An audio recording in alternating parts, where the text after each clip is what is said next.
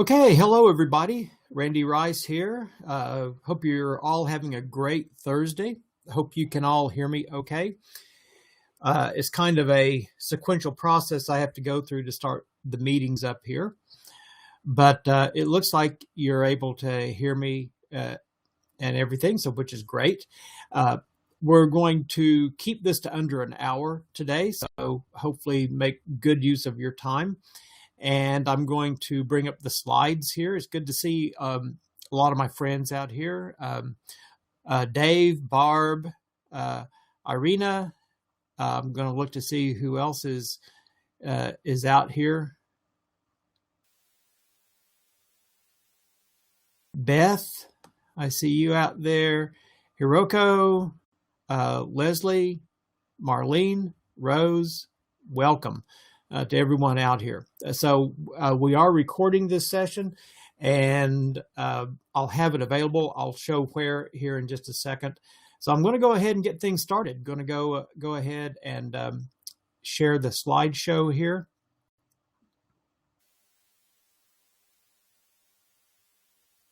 And so let's begin. Now, one thing that I will mention, just as kind of reminder here at the outset, let me move my microphone just a little bit here. I'll mention this at the outset because people always ask this question. Will the slides, or where will the slides be available? I put them about every place I can think of, okay? And by the way, if you do have a question as we're going along, I will be constantly checking the chat window. So just pop a question right in here in the chat window, and I'll be looking for it. I'll be checking it every so often. But for the best viewing, I'm going to go ahead and put us into full screen mode, okay? And by the way, I'm also going to take myself off of the webcam to give us a little bit more real estate. But I always like to say hi to folks out there. So anyway, you got to see me. So anyway, we'll go ahead and get started with the full screen mode here. And you're certainly welcome to pop your questions into the chat window whenever you have them. And as I said, I'm going to be popping in and out of the full screen mode. I'm going to have to leave the office/studio immediately after we're done after the presentation. And so it may be 2 or 3 hours before I get these out there, but you can always check my blog, randallrice.blogspot.com, my Facebook page that you can find that I devote to the company consulting view, training view, as opposed to my personal Facebook page, but it's just Randy Rice's software testing page. You know, it's kind of amazing. I don't know what's happened to that page, but it has just, the number of likes has blown up internationally. We're over 450 some odd likes on that page. So I don't know how it's happening, but I'm appreciative of it. And then there's also my webpage, riceconsulting.com. I always put out the slides and things there as well. Oh, and I don't want to forget my YouTube channel. I'll be putting the video, the recording up there. Now, some of you may remember that I've done a session on intelligent sampling just in general, and that video is out there on my YouTube channel. So I hope you go out and check that out as well. So we have kind of a lot to get through today, so let's go ahead and get started on this. A whole thing that made me think about this whole topic is, well, first of all, the ASTQB foundation level exam is getting a little bit more difficult. It's getting a little bit more challenging, and the way that the questions that I hear from people who have taken the exam are being posed are not just simplistic about equivalence partitioning. Now, I don't know what the questions are. I can tell you, I just took the exam for the certified mobile tester, and it was kind of a two-dimensional treatment of that topic. So I wanted to kind of pose this in a way that if you're preparing for the exam, or even if you're not, it doesn't really matter. It's really good to know this from a just more than a simplistic coverage of I'll take you through kind of the simplistic view and then get you into the more deeper waters. Now, of course, the big problem here is that the big thing that people complain about, the testers complain about, is they don't have enough time to perform and evaluate the test they feel they really need to cover in doing a test of any level of complexity. And of course, my take on this is even if you had all the time in the world, you still wouldn't have enough time to completely test anything that has significant complexity to it. I typically work through a little scenario where, you can see it takes millions of years to test a lot of things. But I'm going to also show you a real world example here, just as we get started. Now, I always like to kind of lay out the total landscape of possibilities. And there's even more than this. But, a lot of people will suggest risk-based testing as a way to balance the time and resources that we have in testing. And, that's a great approach, solid approach. However, there are shortcomings to risk-based testing. First of all, what do you do in those situations where everything is a high risk, like in safety critical situations? It's really kind of hard to segment out, when you're testing a pacemaker or a weapon system or something like that, the really, really high risk versus the low high risk. And it's just kind of sometimes just not the best solution. Also, people do use it as a convenient excuse for not testing enough of what they're testing. They'll say, well, we're taking a risk-based approach and only focusing on the important things.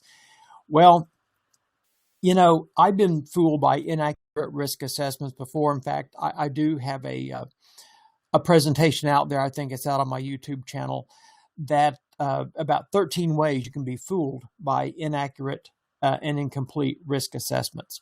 Now, I always like to kind of break out of this and take a look here in the chat window, because usually by this time, if someone's not hearing me on the audio, they're really, really making it known out here in the chat window. And so it looks like we're doing pretty well there. Okay. So anyway, there are ways that risk assessments can let us down. I'm also a big fan of combinatorial testing, such as pairwise testing and triple-wise testing and those kind of things, using orthogonal arrays and those kind of approaches. There's some great work being done, some great research being done in this area. And the research is showing this to be a fairly effective approach to reduce the number of your overall test. However, as you're going to hear me say several times, whenever you get into test optimization, which is, getting leaner and meaner in your test and that kind of thing, you're typically going to trade off something. And that's often the case when you're using combinatorial approaches. I'm a big fan of them. I think they're cool to use. And I'm going to show you an example of a case where we were going down this road, but what we found when we started looking at equivalence partitioning. Now, another approach is to use decision tables. And if you've used decision tables before, you understand that they can get big in a hurry. So one of the things that we do is we use what's called a reconciled decision table. Some of you may be more familiar with just factoring out the illogical test cases that may often not make sense because the conditions that you're trying to combine together just can't happen. Now, one example of that would be, let's say, to use the Safari browser in an Android mobile device. It's just not really possible there. In those cases, it truly is not possible to do that case. But in other cases, you may be looking at the illogical combination of true-false conditions that may actually be good negative tests that you may want to perform. So decision tables, reconciling those, dropping, in other words, the logical combinations may make sense for some people. For other people, it may be something that you may actually want to test. Some people are going to say, well, yeah, but if you automate a lot of your tests, yes, you can make your testing a lot more efficient, do a lot more tests in a shorter amount of time. And I would agree that you can get some great efficiencies with automation. But I always have to, raise the issue here that if it were that easy, everybody would be doing it. Okay. And I can tell you from almost 30 years of doing this, that automation looks great in the demo. And a lot of people have had great success. But you have to factor in that it takes time to create and maintain the test, and also the idea that not everything can or should even be automated. And sometimes it just gets pretty hairy when you actually try to pull this off. Now, I'm going to circle back to this topic of automation. It does hold a lot of hope, okay? And I don't want to totally dismiss it as a great way to do this. One of the things I've often said over the years is if you're not using tools, it's kind of like trying to dig a trench with a spoon. You've got all this great tooling available to you, and it would be really great to take advantage of it. And so that in itself is an entirely different discussion. So I'm going to kind of wind up here with this idea of what we're going to talk about for the time that we have left. Intelligent sampling, as I call it. I call it intelligent sampling, by the way, because it's not just random sampling, and it's not just sampling based on whatever feels good or looks good at the time, but it's really trying to take a very intelligent look, very rational look at what we're trying to pick to test. Now, this is not a perfect solution either, but it is, I think, something that could be a very solid approach to people. Now, the big thing about this is, and you're going to hear me say this a couple of times, it's really only as reliable as your knowledge of the behavior of that class that you're trying to test. Now, I'll give you an example once we get a little bit further down the road here, okay? Now, one other thought that I'll put out here, and I hope you don't take this the wrong way, okay?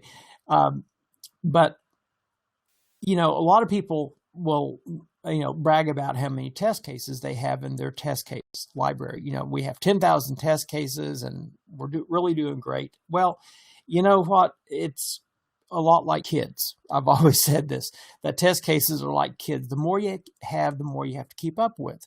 Every test case you have in your library is one more that you have to maintain, you have to interrogate, you have to keep up the data with it, and that kind of thing. So it's like kids, the more you have to feed, you have to send them to college or whatever, and you just have to generally keep up with. But in other words, there is a certain amount of input and requirement of maintenance that you have for anything that you have in your test suite.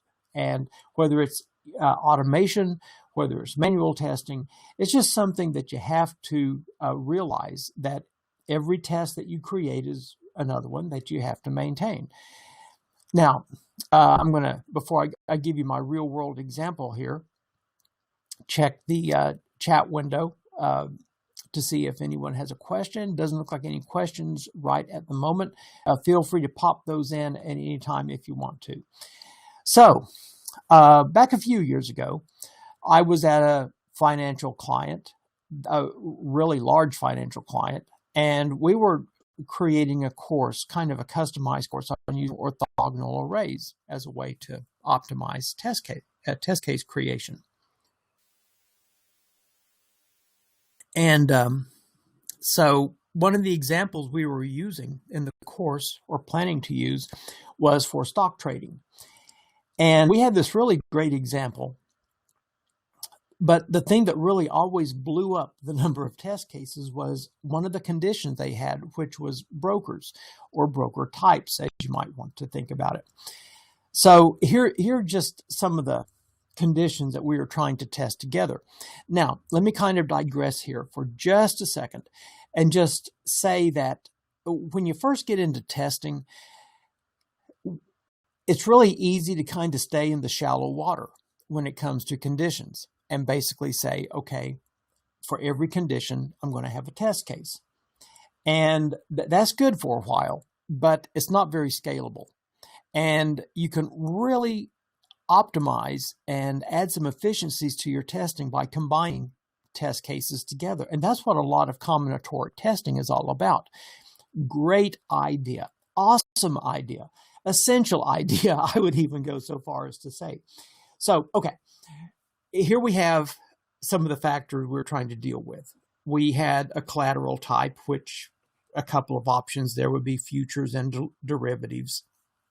The needed buy date, which, as I say here, could be almost unlimited, but we were kind of dealing with things like correct, missing, wrong. But you could go other directions too, like saying a needed buy date, which could be in the past, in the future, like I say, you could take this into so many different directions, but we were just thinking of these three: correct, missing, wrong. Collateralized amount, correct, missing, wrong, also could be almost unlimited, where it could be the way that you express this. It could be the currency amount in this. It could be, or the national currency, almost anything. The fund that they were trying to apply this trade to, I don't mention them by name because it's proprietary here, but we're just picking two different funds, Fund A and Fund B. Now, this is where it all blew up in brokers. There were about 16 different choices that they were having to choose from for the varieties of banking institutions and financial institutions that were originating these trades that we're talking about. And then there's a client type. And I'm just kind of putting four of them out here: new, existing, individual, and institutional. Now, if you look at these as factors or conditions along with the levels, this is kind of the language, so to speak, of orthogonal arrays, which I don't want to even really go there. But this is the typical combinatoric test approach, where you have two of the funds, two of the collaterals, 16 brokers, times 4 client types, times 3 collateralized amount, times 3 need buy dates, leads you to over 2,304 to be exact, possible numbers of scenarios that you would want to test there. And that doesn't even include some of the more extreme, alternate, or exceptional courses. They were using use cases also as a basis for their testing. So 2,304 possible test scenarios, and that is that's not in the millions, okay, but it's a lot. And so the really light bulb moment happened here when someone said, for what we're doing, we really don't need all 16 broker types. If you think about it, for what we're doing, there's only really 4 things to think about.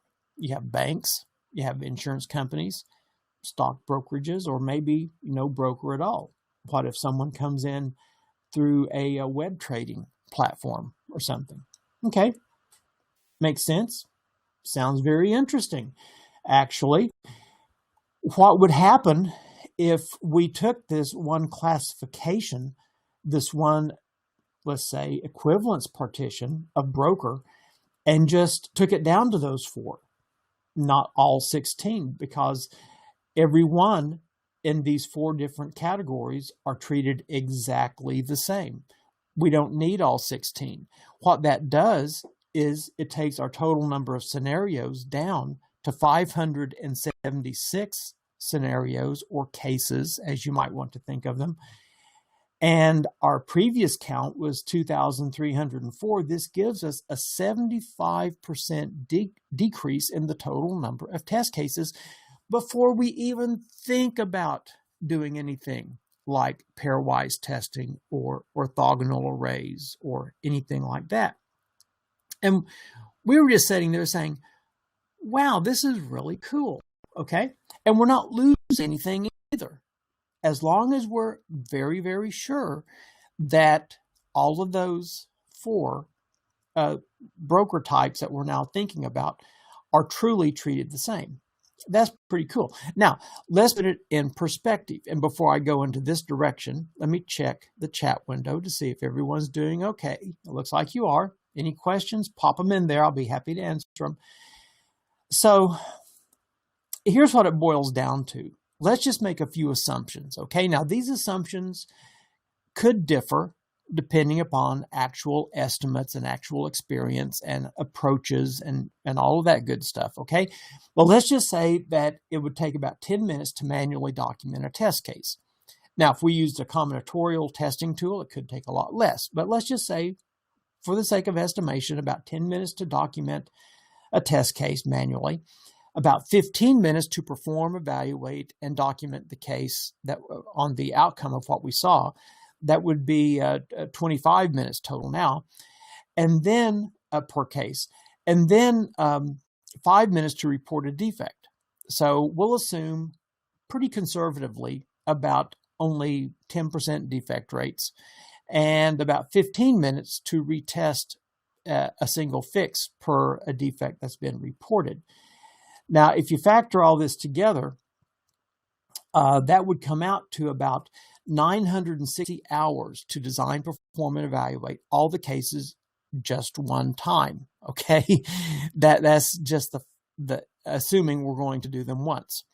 19.2 hours to report the defects, 57.6 hours to retest all the defects, and then what about performing regression testing?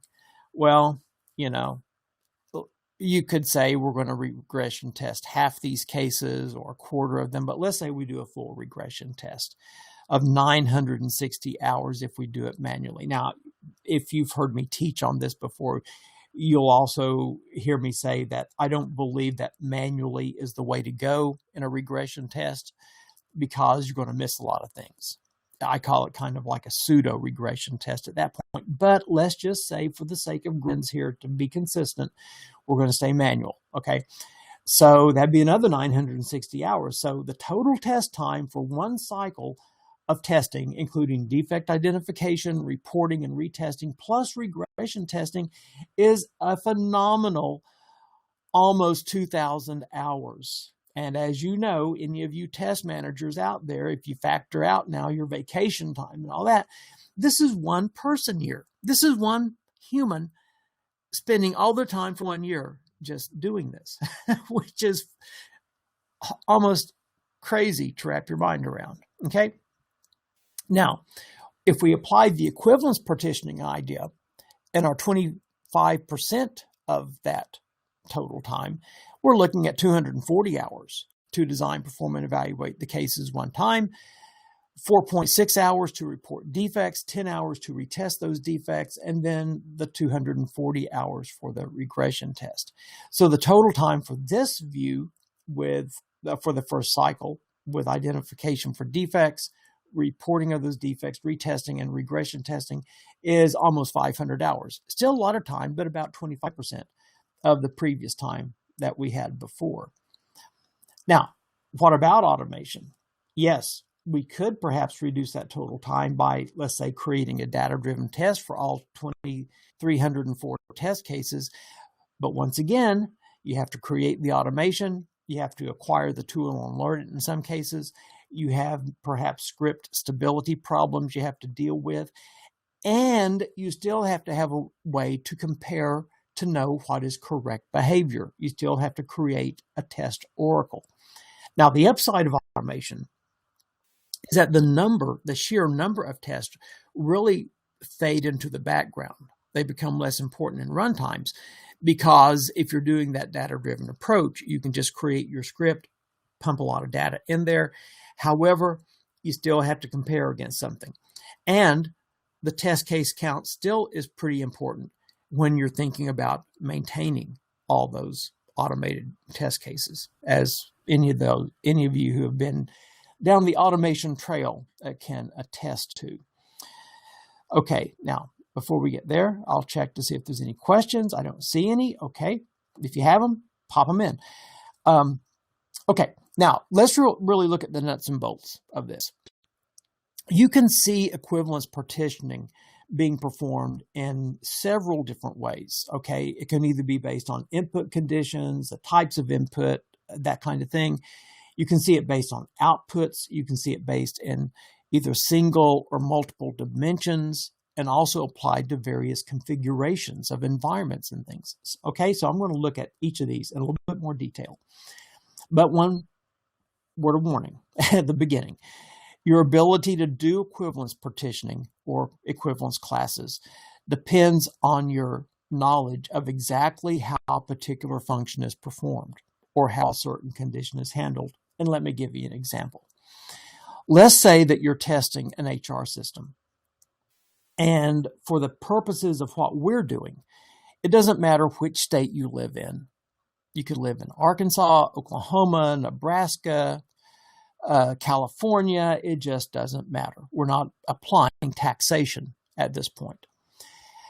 Also, all the people in Department A are treated the same. Let's say all of those people are eligible for an annual bonus. It doesn't matter what employee IDs you're under.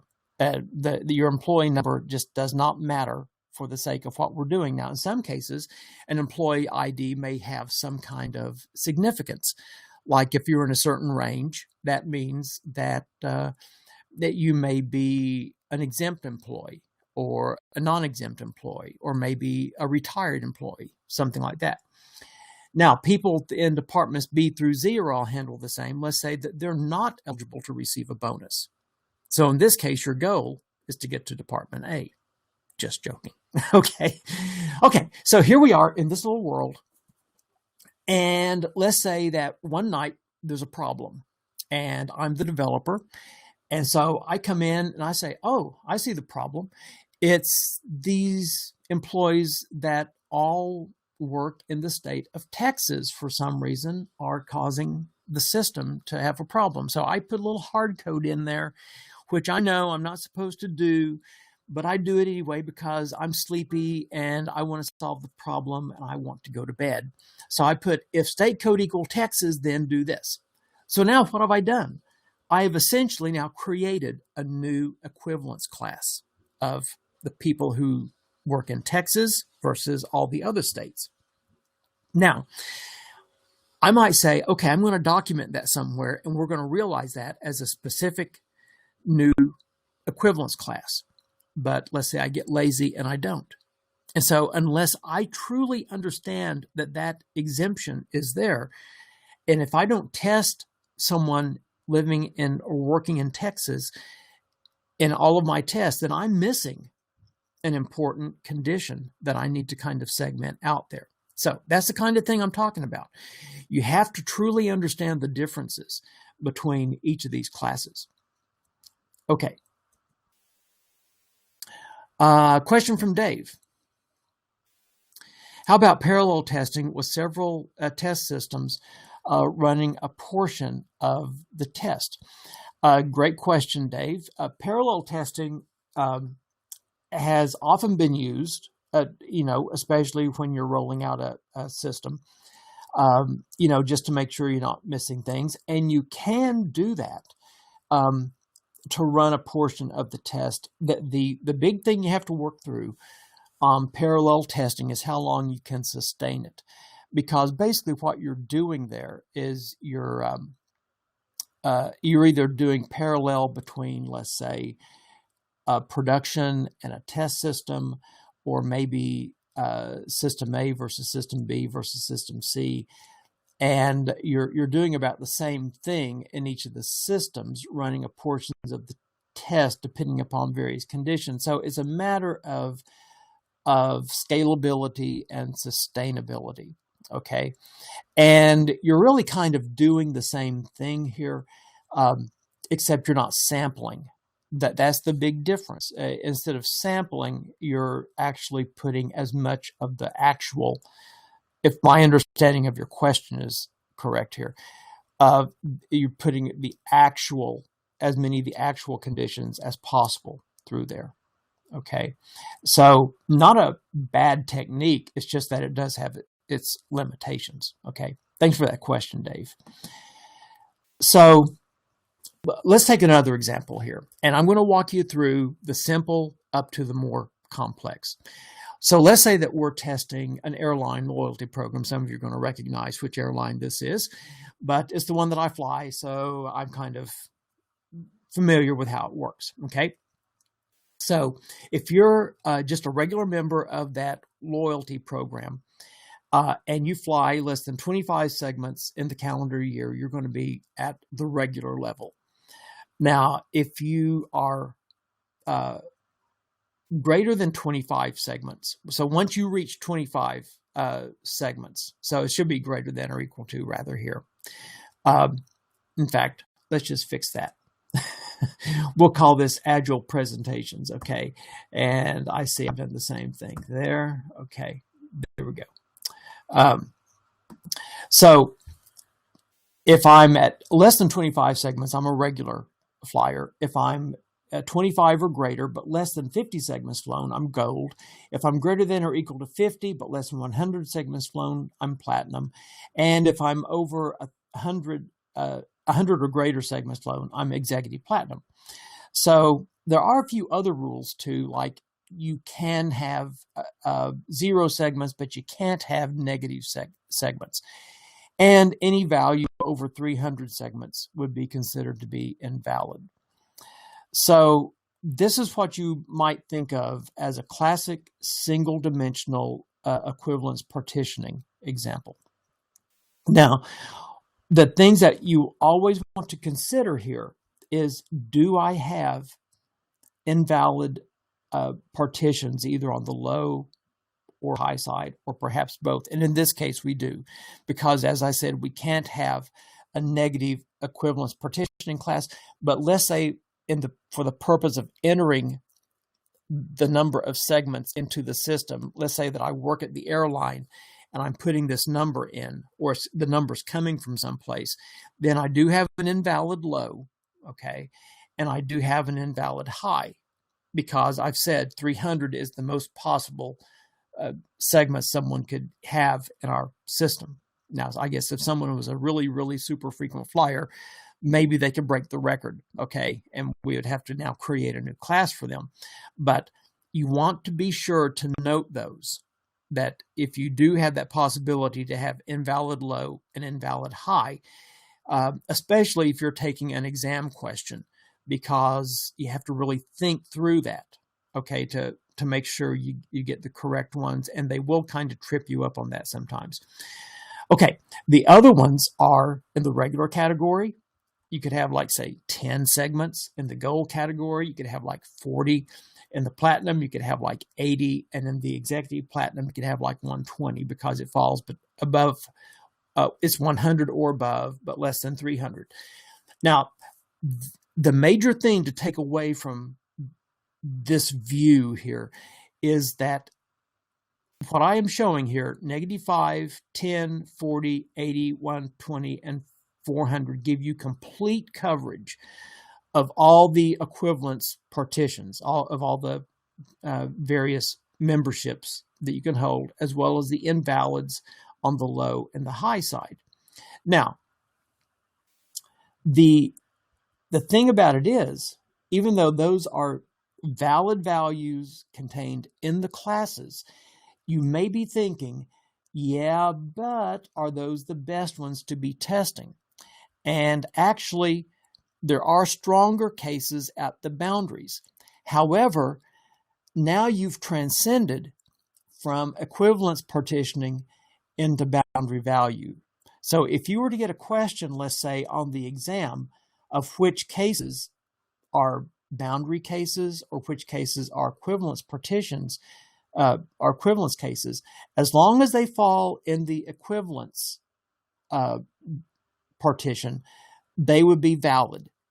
Just pick a sample. That's the concept of equivalence partitioning. If you want the stronger sample, then you want to be hanging around the boundaries, because that's where the decisions are being made. That's where the developer might easily, by mistake, code greater than or equal to instead of greater than, kind of like I did in my example just a minute ago. Okay. But once again, 26 falls within the gold equivalence class, and it is also a boundary test. So you kind of have a bit of crossover. Another way to say this is that the equivalence partitions and the equivalence classes lead you to where the boundaries are. Now, in this example, I'm applying the 3-value rule. Some people would only apply a 2-value rule, which is fine, but the 3-value, I just feel better doing that. And the important thing to see is that the classes do lead us to the boundary values, but that's why we do equivalence partitioning first, is because it allows us to kind of see where these boundaries are at. And boundary value analysis is related somewhat to equivalence partitioning, but they're not the same, okay? Because boundary value seeks to hit all around the boundaries. At least the way I'm showing it here, less than, equal to, and greater than on each of the boundaries. Now, before I go out here, okay, we're looking good there. Okay, now let's kind of extend this to show how it can be a little bit more complex. Let's say that we extend the rule and factor in this rule that says if you have a certain fare, you get bonus miles in your account. Now, if you fly the super cheapo fare, you don't get any bonus miles. But if you get a standard economy ticket, you get 1.5 times bonus miles. You get 2 times bonus miles if you're in business class, and you get 4 times bonus miles if you fly first class. So what we would be looking at there would be, we still have our same original equivalence partitioning up here, but now down below, we're going to start another view of this where you have your bonus miles. So the cheap one gets none, standard economy 1.5, business class 2 times, and first class 4 times. Okay, now, what if we wanted to do a test that gave us complete coverage of both views of these equivalence classes, okay? Which could be, you know, a strong possibility. So you would need to have test cases that would cover all of these. Less than 0 segments, greater than or equal to 0, and less than 25, and so forth. And then you get down into the fares. The cheap fare, the standard economy, the business class, and the first class fare. You would have all of that. What you could do is you could combine these class values, and the driver here is going to be in the segments, okay, because that's got the largest number of classes that we have to cover. You'll see in the segments we have the -10 for the invalid, the 5 that would hit within the lower fare, the 40, the 80, the 120, and the 400. So we have the regular, we have the gold, we have the platinum and the executive platinum, as well as the invalid low and invalid high. Now within those, you could put just about any one of the fares, the standard economy, the cheapo, the business class, the first class. And in fact, you do have to get a little bit redundant there with the standard economy. But you'll see here that it's the segments and your elite levels that really drive how many test cases you're going to need. Okay. Now I'm going to see if anyone has questions on that. If you do, pop them in there. I'll be happy to answer those. Now, let's take one other example.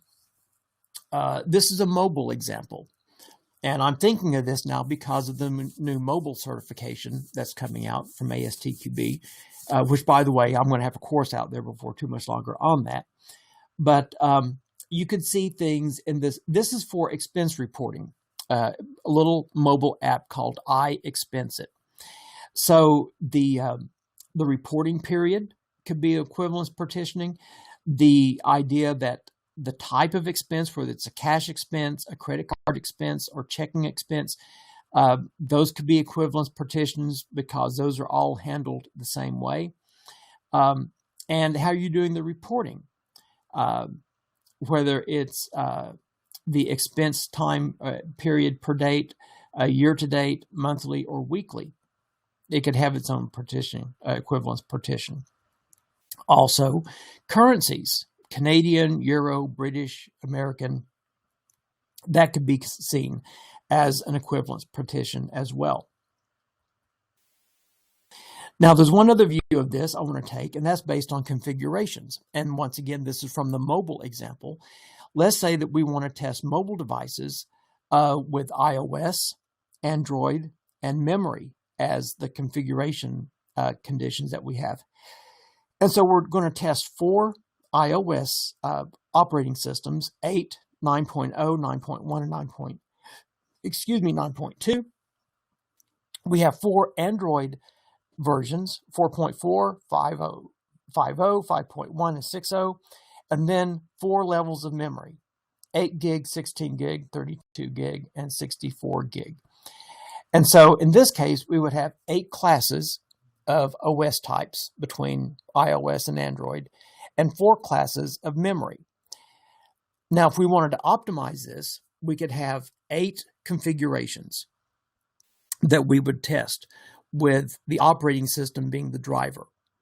And then, so what we'd be doing is we'd be varying the memory between those different OS types. Now, so hopefully that makes sense. One of the things that we've seen in common with all of these examples is that the driver of the number of test conditions would be the equivalence partition with the most divisions, or it'd be the ones that require the most cases, would be another way to say that. So before I do my summary here, I'm going to look to see if anyone has any questions at this point. Hopefully everyone is still awake out there.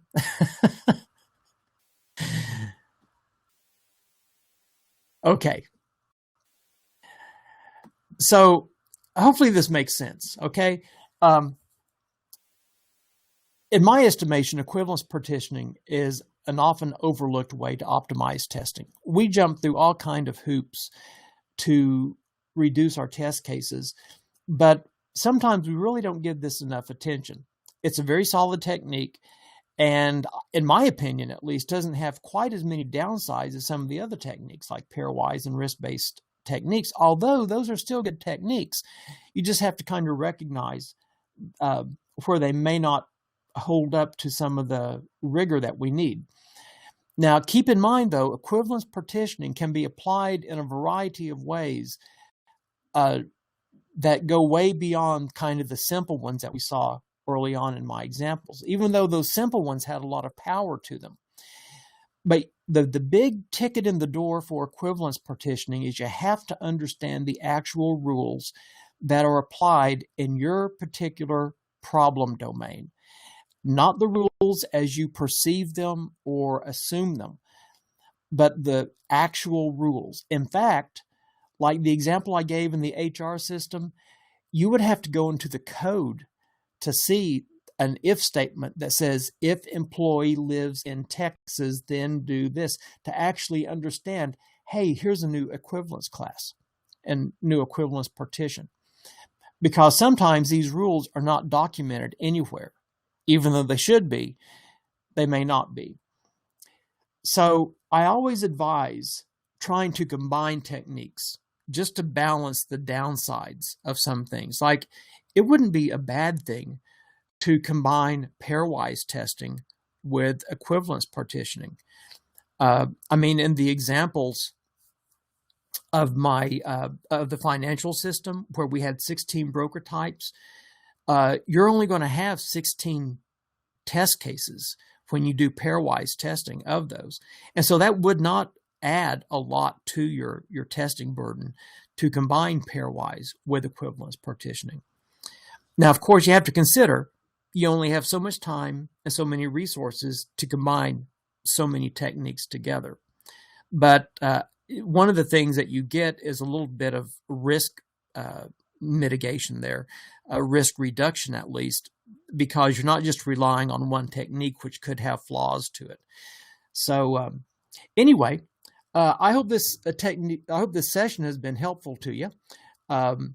If you have any questions, you know where to reach me, riceconsulting.com. I gave at the outset my blog, Facebook page. You guys, many of you I'm in contact with, answering questions while you're studying for the exams or just in regular communication. Now I'm going to check one more time to see if we have any questions. Dave said he has 5 times 8 configs for the OS and memory combinations. The thing about that, Dave, is that what you can do, that would be true if you were trying to get all the possible combinations of configurations for OS and memory. The really key distinction here is you're not trying, when you're using equivalence partitioning, you're not trying to test all possible combinations. You're trying to test, you're doing samplings. So at the end of the day, you're able to say, yeah, I tested a mobile device with 16 gigs, one with 32, one with 64, and so forth. I've tested each of those. And you can also say, I've tested one device from all of the OS configurations, OS examples that I gave, like the iOSs and the Androids. So you can actually combine those together, kind of pick them both up at the same time. You don't have to take, in fact, this technique says you don't take pure combinations of those. Otherwise, you could just build a decision table if you wanted to do that. So there's a little bit of distinction there between testing all combinations and doing the sampling through equivalence partitioning. I hope that makes sense, but because there is a distinction. And if you were trying to do that, if you encounter that question like on an exam, then you would want to know the distinction between the two. Any recommendations of a good resource book for the mobile exam? No, Beth, I don't. 2 reasons. One, it's brand new, and it is an ASTQB certification as opposed to an ISTQB certification. So what we're trying to do here is offer it to the American audience, and we're hoping that it will achieve wider adoption into the international community. We just felt like it was time for one, and that one needed to be out there. So we went ahead as the ASTQB and developed it. So at this point, I don't know of a good resource book that aligns exactly to the ASTQB mobile exam syllabus. Now, that's not to say that there might not be one coming out in the near future. Rocky Nook has been pretty good about being proactive on those, so there might be one in the future. Irina also says it also depends on how many users of the app are on Android and how many iOS and test based on the risk. That's true, Irina, but what you're talking about there is a totally different way to profile your test. And that's profiling based on analytics, which is a totally different approach than doing equivalence classes.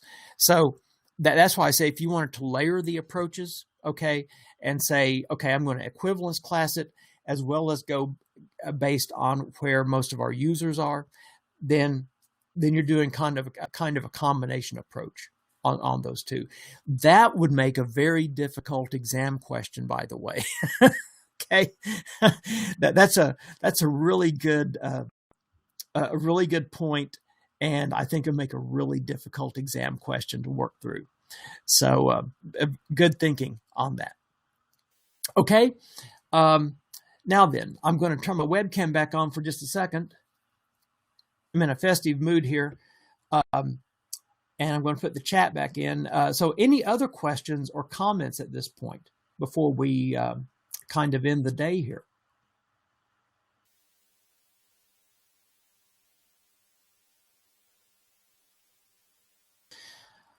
Okay, well, I hope you found this session helpful in understanding what equivalence partitioning is and some different angles on it. Thanks, Leslie. Leslie says this was a refreshing outlook.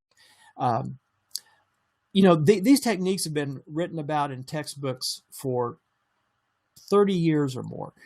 And there's when we get into the new technologies like mobile it really kind of brings another direction at looking at things. So, I just kind of encourage you to kind of look at your own projects and see which ones might benefit. The example I gave with the financial one, we were totally amazed at the benefit we got when someone just said, "Hey, 16 broker types, really, we only have 4," and how we reduced our testing burden by 75% in that situation.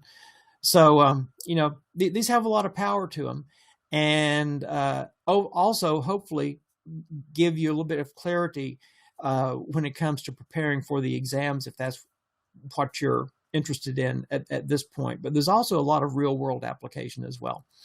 So anyway, I'm going to close this down today. I thank you for being here. Hope you take advantage of the information. Once again, it posted out there. You should either get an email, but if you don't, just keep in mind, you can just come to my website, riceconsulting.com, and I'll have those links out there. You'll see them in the recent news section there, but I'm about everywhere you can be found out there, my blog, Facebook, my website. So anyway, thanks for being on my email list. Thanks for being part of my testing community. And probably won't get a chance to say it any other way until now and then, but I wish you all happy holidays, Merry Christmas, Happy Hanukkah, whatever your deal is for the holidays.